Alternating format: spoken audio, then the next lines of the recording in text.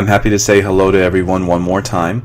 So I created this video to help a lot of students with speaking questions 1 and 2 who both have our programs and who don't have our programs, because a lot of students are struggling with the same issues. So I wanted to expand on the previous video, the one that you see above that many of you may have seen already, and if you haven't, definitely check it out. Because I've noticed that even though some students have seen it, or many students have seen it and have studied it, there's still some challenges that present themselves when students actually go in to answer questions. So what I wanted to do was just provide a video where I give you some extra practice in the hope that it's going to help you. Because I want you to remember, we respect your effort, your energy. I know that it's a challenging exam. I know that it can sometimes be frustrating, but I want you to know you have a partner in us, right? NoteFull is going to be right here to help you every step of the way, and we're always going to be working to create that better content and material. So what we're doing is we're creating a new program where we're actually asking you to create some of the questions that you feel are a bit challenging. So you see our Facebook page here, and we have a post, just a little one that we put up, and we asked speaking question 1 and 2, what kind of questions would you like us to answer in our new program? What kind of things would you like us to give you examples of that you have challenges with? So we got quite a few submissions, which is awesome, and that's what I'm going to base this video on. So for those of you who want to maybe contribute to this list, go ahead and join our Facebook page. You can see that below this video. Contribute your own question that you think is unique or challenging. I'll pick a few and I'll make another video so you can constantly have that feedback. Now with that said, what I want to do is introduce the questions that we're actually going to be addressing today. So these are for the most part pretty basic, and we're just going to make sure that you remember that where students differentiate themselves, where you have an opportunity to get a higher rating, is through your example more than anything else. Not your answer or your reasons, because those are simple, but the complexity and the description of the example. And that comes from what I've added here from that page that you saw in the previous video, if you saw it, which is names and numbers. So what determines your good rating? You should all know this. What 3 components have we outlined? The amount of content that you produce in your 45-second speech, the quality of the content, meaning you have names and numbers that illustrate your fluency, and your timing, showing that you have control of your English and control of the question. So let's go ahead and look at the first question that we're going to answer today. So this one got a few likes, so we're going to go to the second one from Radhika, and it says, given a choice, would you prefer living in an old-fashioned house or a modern one, and why? So let's go ahead and work together. So take out your note paper, pause this video if you need to, work with me. So 15 seconds to prepare. Let's begin preparing now.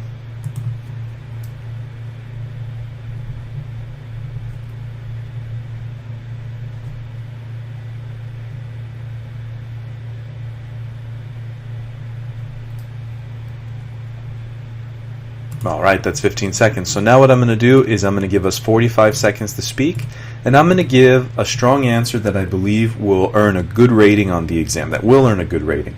And my 2 reasons are very simple. The first reason, or actually my answer, is that I'd like to live in a modern building. And the first reason is that it's cleaner. And the second reason is that overall it's nicer. In my view, it's much better to live in a modern house rather than an old-fashioned house for 2 reasons.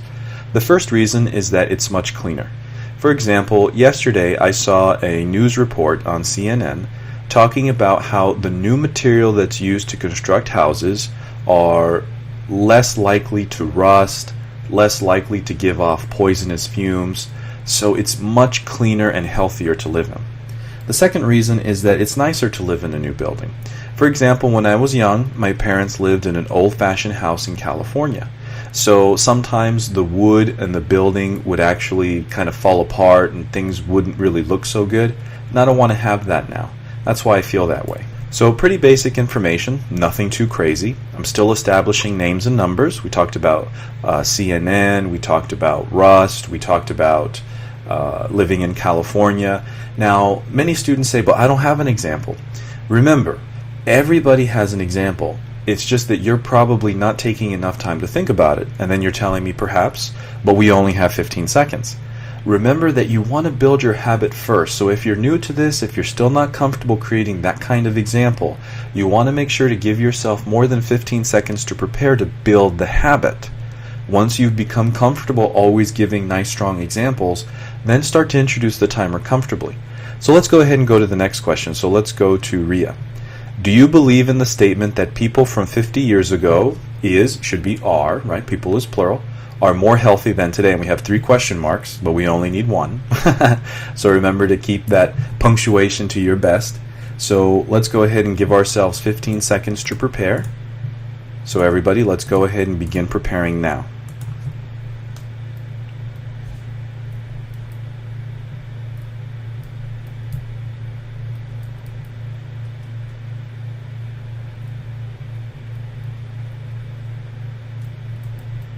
So now we have 45 seconds. Remember, listen to me, listen to my tone of voice, the way that I go through the information, copy my style, my intonation, and then just try to answer with your own information. Here we go. In my view, people from 50 years ago are not healthier than people from today. And I feel that way for 2 reasons. First is the advancement in medicine. For example, several years ago, I remember that my cousin came down with a case of breast cancer, and she went to the hospital and she underwent treatment for about 8 months. So after that, she was fine and she didn't have any cancer anymore, and I believe 50 years ago, she wouldn't have been able to survive. The second reason is that we have a lot more information about health now. For example, every day I read a blog from a man who is very healthy, and he writes about the different kinds of dieting that I should do to stay healthy too. And that's why I feel that way. Okay, so I wanted to give you something natural, so you see how I went a little bit over on the first example, but I still kept it short for the second, and I kept my conclusion simple to that's why. So the thing that's earning your score is really just that subtle flow of information, that smoothness, where you just go from one point to the next. Now, just like I tell my students, you can always improve. Even I can listen to myself in this recording and improve, so don't be too hard on yourself.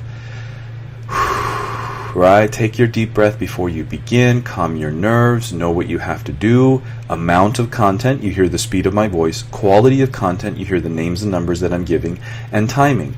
Whether you notice, well, you probably don't notice it, but I'm looking at the timer pretty often. So I knew in the second answer that I was going over time, and I just adjusted comfortably.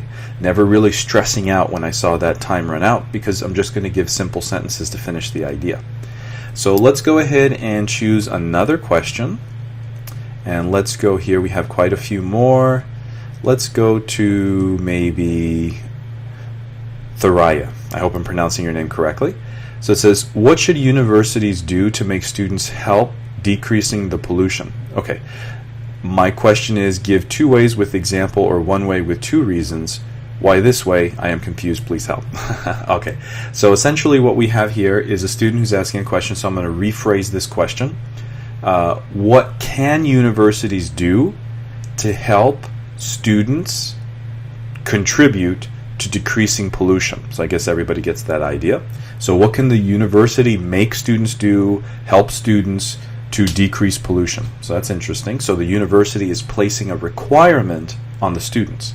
That's the phrasing of this question, which is a bit challenging. And then it says, my question is, give 2 ways with the example. So I believe it's give 2 examples for 1 reason or 2 reasons with 1 example each. You can do both.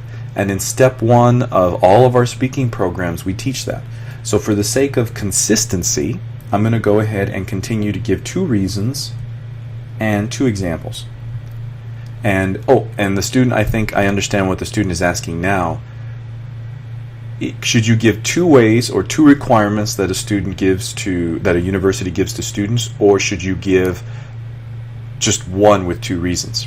Both are fine, because this question doesn't say name 1 thing or what is the best, because best implies only 1 thing that a university should do. So here the choice is yours, because it's up to you, because the question doesn't limit you. So I'll just keep it consistent to 1 change and 2 reasons for that. So let me go ahead and bring back our stopwatch. 15 seconds to prepare, so go ahead, prepare with me. Simple, easy answers, don't think too hard, and let's begin preparing now.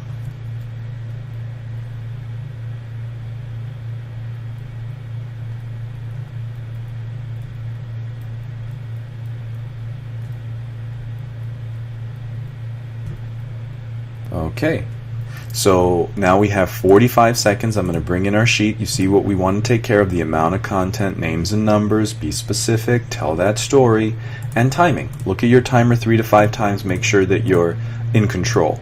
So let's go ahead and put 45 seconds on the stopwatch, and let's begin. In my view, universities should organize cleanup crews for students to participate in to reduce pollution for 2 reasons. First, it's really going to help the environment. For example, I remember when I lived in California, I used to go to Santa Monica Beach, which was maybe 20 minutes from my house, and it was often littered with trash. So sometimes people would come and pick it up, and it really made a difference for not only the animals but for people. The second reason is it will create connection among students. For example, when I was in high school in California, we had to volunteer with something similar, and I made a lot of friends through that, which I think will be great for university students. And that's why I think it's a great idea. Okay? So you see that again, in my first example I went a little bit over, and then in my second example I just cut it short. So I wanted to really show you that sometimes you can adapt, you can adjust. For example, you only have one reason, come up with 2 examples, or 1 positive and 1 negative example. Again, what we teach in step 1.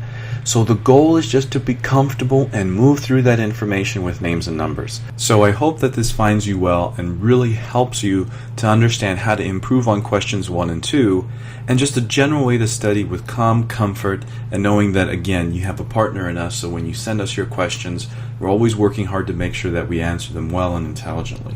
So a couple of things that I'm really excited to talk about. One is we have a new product. So a lot of students just want a little bit of help on every section, so we have the 1 day, and some students want more intense help.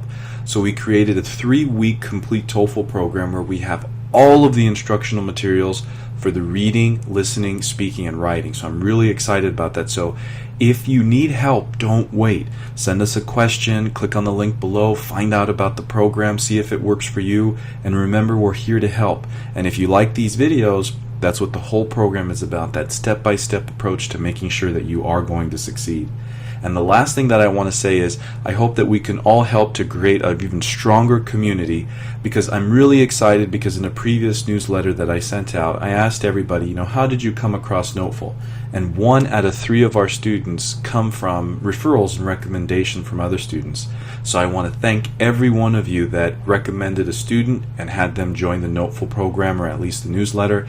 And I hope that we can continue to spread the word so that we can really help everyone accomplish and succeed with this exam. So good luck, everybody.